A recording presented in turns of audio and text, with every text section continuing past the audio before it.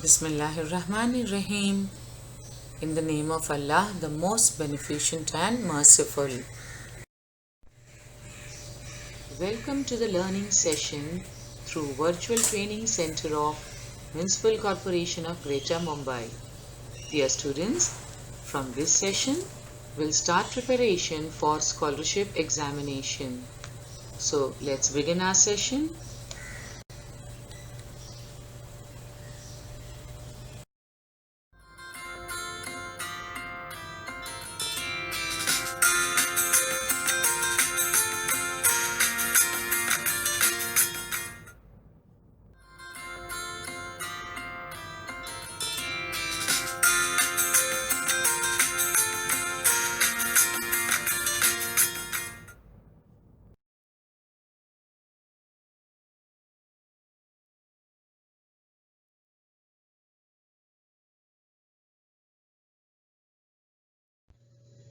A scholarship exam is not like a regular school-based test.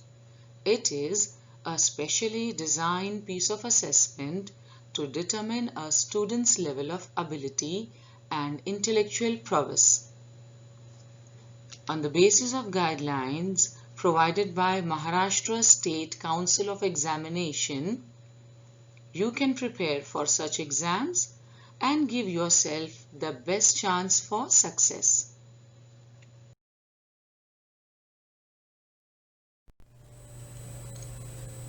Today's topic is vocabulary, which is unit number 1 for standard 8 English scholarship. In our last session of English scholarship exam for standard 8, we have already seen in detail the syllabus for your exam. We have also seen the exam pattern. Let us revise the syllabus. Let's see what are the units. We have already seen this. Just a quick recap of that. Unit number 1, vocabulary. Second is word puzzles. Third is language study. Fourth unit is grammar. Fifth is creative thinking. Sixth is reading skills and seventh is miscellaneous. और आज हम करेंगे vocabulary. And in this session we'll practice some sample questions from unit number 1, vocabulary. What is the meaning of vocabulary? Vocabulary के लिए हम उर्दू में लफ्ज़ इस्तेमाल करते हैं ज़ख़ीरे अल्फाज. Vocabulary means knowing more and more words and using them in day-to-day life in school and outside the school. ज़्यादा से ज़्यादा अल्फाज को जानना और उन अल्फाज को रोज़मर्रा ज़िंदगी में गुफ्तगू के दौरान इस्तेमाल करना, चाहे आप स्कूल में हो, स्कूल से बाहर हो, घर में हो. तो जितने ज़्यादा अल्फाज आपके पास होंगे आप उनका इस्तेमाल रोज़मर्रा ज़िंदगी में कर सकेंगे.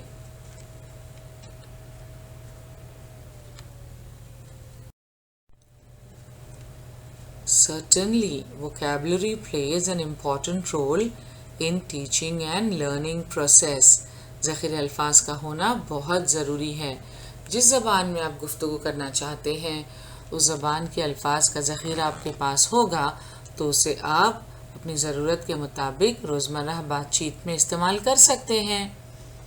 And learning the words with context and use of dictionary helps to enrich our vocabulary. अब डिक्शनरी किसे कहते हैं आपको पता है? ये देखिए आप, ये है डिक्शनरी जिसमें मुख्तलिफ अल्फाज होते हैं और उन अल्फाज के मीनिंग्स दिए हुए होते हैं. तो basically dictionary is a book that lists in alphabetical order and explain the words of a language or gives equivalent words in another language. तो डिक्शनरी हमारे पास होना बहुत ज़रूरी है ताकि हमारा ज़ख़ीर अल्फाज वसी हो सके, हमारी वोकैबुलरी जो है वो एनरिच हो सके. Today we'll practice sample questions from unit number 1 vocabulary. Sub-unit is 1.1 writing words using given clues. अभी आप देखेंगे कुछ क्लूज दिए हुए होंगे और उनकी मदद से आपको अल्फाज पहचानने हैं. Let's see the first question. But before the question, there is an instruction given for you. और वो इंस्ट्रक्शन, वो हिदायत क्या है? Choose the correct alternative from the given picture.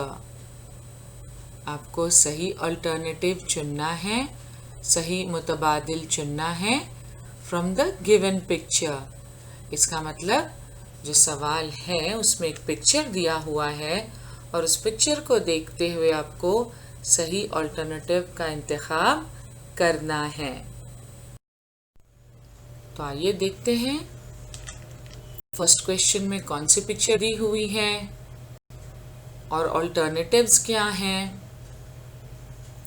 The picture shows number 1 summer season, number 2 rainy season, number 3 winter season, number 4 autumn season. तो आप तस्वीर में देख रहे हैं कि बच्चे ने छतरी हाथ में पकड़ी हुई है, बारिश हो रही है. तो आपने पहचान लिया होगा. Which season is this? Is it a summer season? गर्मियों का मौसम है? नहीं. Is it a rainy season? Yes, of course it's a rainy season. और नंबर 3 और 4 अल्टरनेटिव जो हैं वो आप देख लीजिए.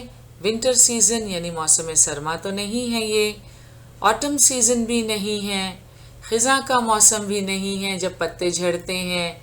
तो alternative number 2 rainy season is the right answer. और कैसे पता चला हमें कि ये सही जवाब है? तस्वीर देखकर. आप तस्वीर में देख रहे हैं बारिश हो रही है, बादल नज़र आ रहे हैं, बच्चे के हाथ में छतरी है. So option number 2 is the right answer. तो हम आपको बताएंगे कि किस तरह आपकी जो आंसर शीट होगी उसमें इस तरह अल्टरनेटिव्स के नंबर लिखे होंगे और सही नंबर पर आपको इस तरह डार्क सर्कल बनाना है. तो इस सवाल में option number 2 is the right answer. और ऑप्शन नंबर 2 क्या है? रेनी सीजन, बारिश का मौसम. Second question is a girl is gazing through dash. तस्वीर की मदद से आपको पहचानना है कि इस लड़की के पास ये कौन सा इंस्ट्रूमेंट है जिसकी मदद से वो गौर से कुछ देख रही है. गेजिंग गौर से देखना, टू स्टेयर भी हम कह सकते हैं. Is it a microscope, telescope, horoscope और बायोस्कोप? What is microscope? ये देखें माइक्रोस्कोप की तस्वीर. It is an instrument used to see objects that are too small to be seen by the naked eye. खुदबीन जिसे हम कहते हैं. टेलीस्कोप, टेली का मतलब होता है दूर और scope to look. So telescope is an optical instrument using lenses, curved mirrors or combination of both to observe distant objects. or various devices used to observe distant objects. ये तो है telescope और देखें लड़की के हाथ में टेलीस्कोप है। Third horoscope. हॉरोस्कोप जो है ये दरअसल एक एस्ट्रोलॉजिकल चार्ट और डायग्राम होता है जिसमें सूरज, चांद और दीगर प्लैनेट्स की पोजीशन बताई जाती हैं और इसकी मदद से वो फ्यूचर जो है उस प्रेडिक्ट करते हैं। अक्सर ज्योतिषी जो हैं वो हॉरोस्कोप की मदद से फ्यूचर जो है वो प्रेडिक्ट करने की कोशिश करते हैं। और बायोस्कोप, ये है बायोस्कोप। तो इसको देखकर ही आप अंदाज़ा लगा सकते हैं कि इसमें से सॉन्ग्स जो हैं वो सुनाई देते हैं और जो आगे जो आप देख रहे हैं सर्कल दिखाई दे रहे हैं, तो इसकी मदद से अंदर कुछ पिक्चर्स दिखाई देती हैं। तो ये है बायोस्कोप। तो अब a girl is gazing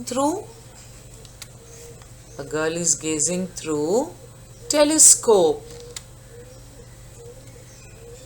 option number 2 is the right answer, क्योंकि telescope is the correct option because telescope is used for stargazing. तो हम सेकेंड नंबर पर डार्क सर्कल करें। Now let's see the third question. Instructions आपको याद हैं। Choose the correct alternatives from the given sentence. तो यहाँ पिक्चर में आप देख सकते हैं a boy is doing something. तो क्या कर रहा है, आइए ऑप्शंस पढ़ते हैं। 1. Picking up flowers. 2. Sowing the seeds. 3. Watering the plant. 4. Observing the leaves. तो पहचाना आपने क्या कर रहा है ये लड़का? Picking up flowers, फूल तोड़ रहा है? नहीं। Sowing the seeds, बीज बो रहा है? Not at all. Third option is watering the plant. देख रहे हैं आप, पानी दे रहा है पौधों को, तस्वीर से साफ दिखाई दे रहा है। फोर्थ ऑप्शन भी पढ़ लेते हैं हम, Observing the leaves, क्या पत्तों का मुशाहिदा कर रहा है? बिल्कुल भी नहीं। So option number 3 is correct because it is clearly seen in the picture and rest of the 3 are not related to the picture. So हम आंसर शीट में इस सवाल के जवाब में नंबर 3 के दायरे पर डार्क सर्कल करेंगे। आगे बढ़ते हैं, अगला सवाल देखते हैं। इसमें कोई तस्वीर नहीं है, there is no picture in this question. तो अब आपको पता चल गया अच्छी तरह कि अगर तस्वीर दी हुई हो तो तस्वीर को देखते हुए कैसे आपको सही ऑप्शन चुनना है, करेक्ट आंसर तक पहुंचना है। इस सवाल में कोई तस्वीर नहीं है, मगर आप देख रहे हैं आपको हिंट दिया हुआ है। If it is cup and saucer then what is knife and? अगर कप एंड सॉसर हम कहते हैं तो फिर नाइफ यानी छुरी और क्या? Number 1 spade, number 2 bowl, number 3 ladder, number 4 fork. Spade जो किसान इस्तेमाल करते हैं ज़मीन से मिट्टी हटाने के लिए, तो नाइफ के साथ स्पेड तो इस्तेमाल नहीं होती। खाना खाते वक्त अक्सर लोग छुरी के साथ किस चीज़ का इस्तेमाल करते हैं? स्पेड का तो नहीं करते। बाउल प्याले का इस्तेमाल तो होता है, मगर हमेशा नाइफ के साथ तो नहीं होता। लैडर, ऑप्शन नंबर 3 देखिए, ladder. Do you know the meaning of ladder? It means सीढ़ी, जो सीढ़ी हम इस्तेमाल करते हैं, दैट इज कॉल्ड लैडर। आपने खेल खेला होगा स्नेक एंड लैडर, सांप सीढ़ी का खेल। तो लैडर एंड नाइफ का भी कोई कॉम्बिनेशन नहीं है। नंबर 4 देखिए, fourth option is folk, FORK, फोक। तो फोक का मतलब पता है आपको? फोक यानी कांटा, जिससे हम कोई चीज़ खाने के लिए इस्तेमाल करते हैं। फोक, फ्रूट्स वगैरह जब आप खाते हैं। तो नाइफ एंड फोक, बिल्कुल ठीक पहचाना आपने। तो जिस तरह जैसे cup and saucer, then knife के साथ फोक, FORK। Generally people use fork with knife while eating. अक्सर लोग खाना खाते वक्त छुरी के साथ कांटे का इस्तेमाल करते हैं। People use knife with fork. तो option number 4 is the right answer. हम आंसर शीट में हम नंबर 4 पर डार्क सर्कल करेंगे। आगे बढ़ते हैं। Next question is My mother dash delicious cake. ये fill in the blank है। My mother, आपको यहाँ इस जगह को पुर करना है। You have to fill this blank. Delicious cake, तो केक है।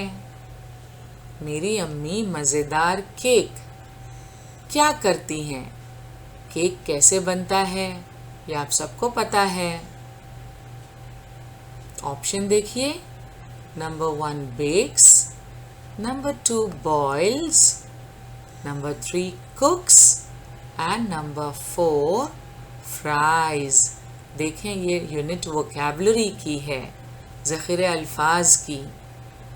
तो मुख्तलिफ अमल के लिए मुख्तलिफ अल्फाज हैं। कुकिंग में भी बेक, ओवन में बेक किया जाता है कुछ चीज़ों को। क्या केक उसमें शामिल है? यस, केक को बेक किया जाता है। मगर दूसरे ऑप्शंस भी देख लेते हैं। नंबर 2 बॉइल्स, बॉयल यानी उबालना। केक को उबालकर बनाया जाता है? बिल्कुल नहीं।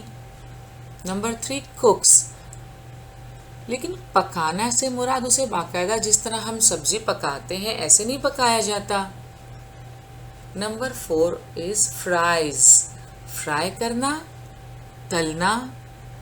तो केक को फ्राई भी नहीं किया जाता, केक को बेक करते हैं।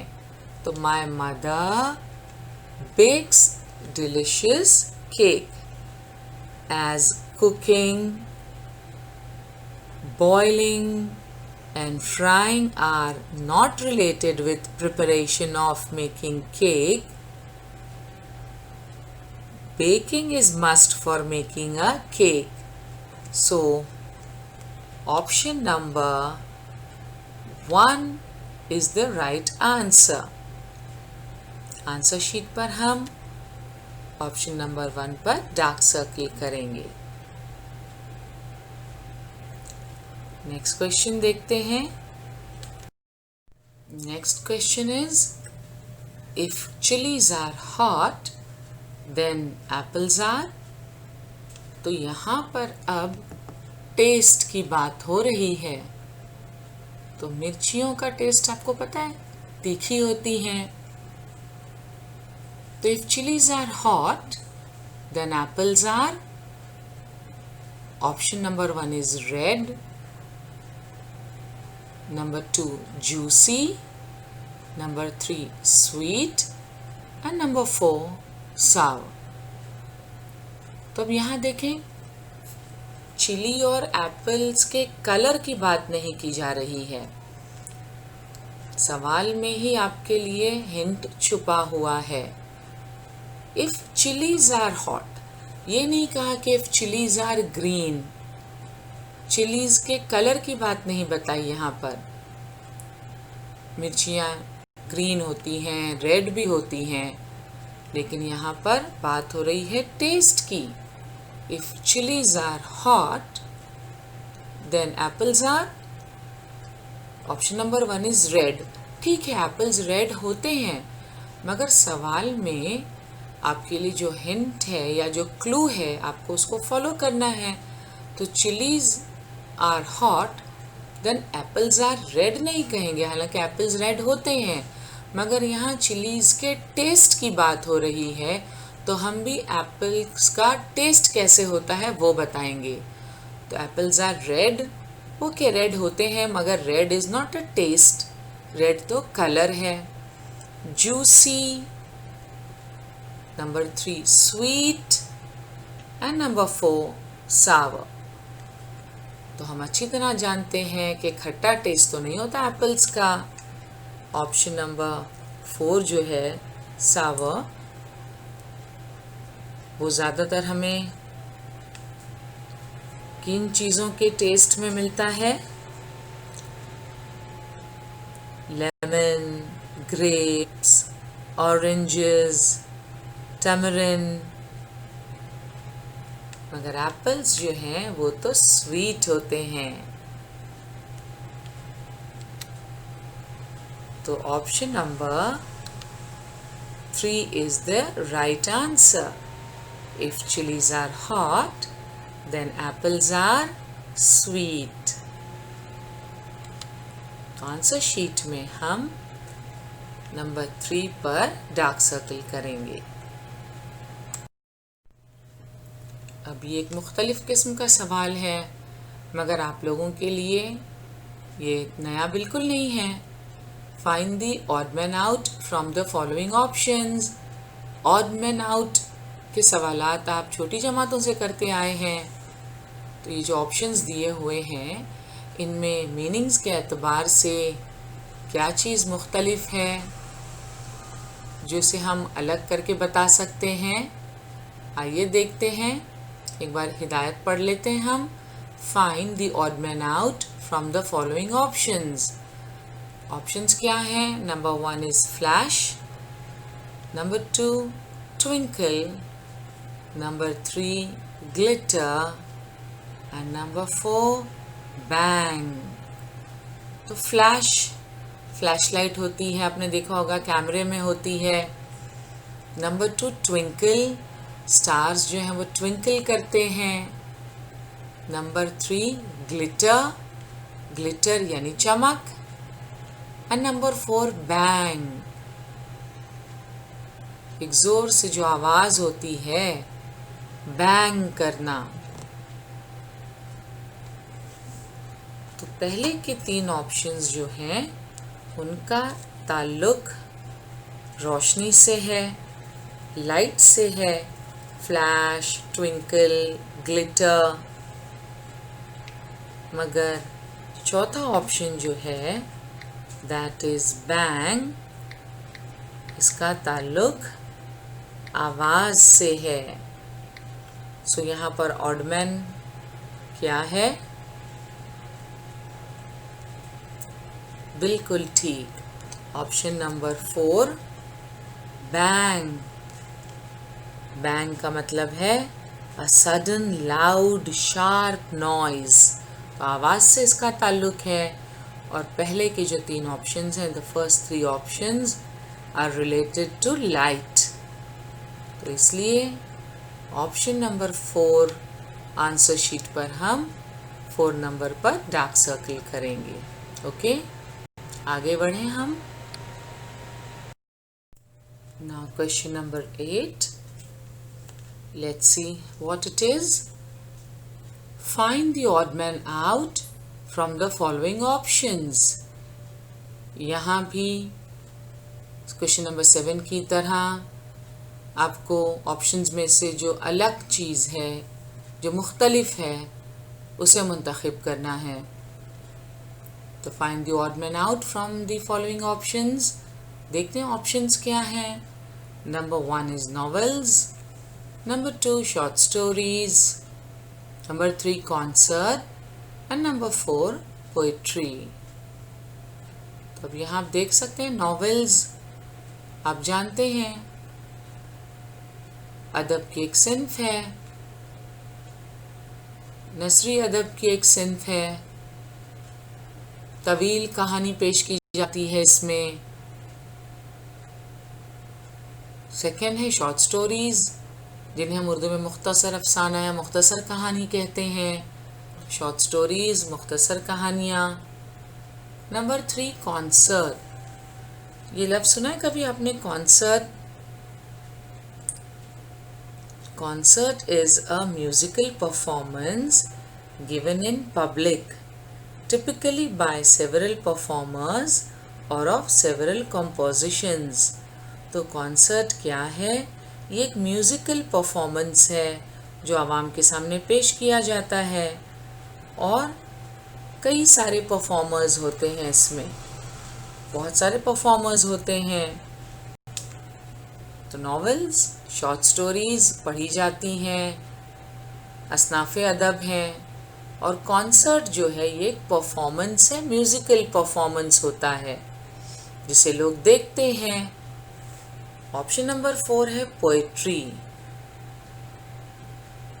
पोइट्री भी अदब की एक सिन्फ है, जैसे नस्र वैसे नज़्म।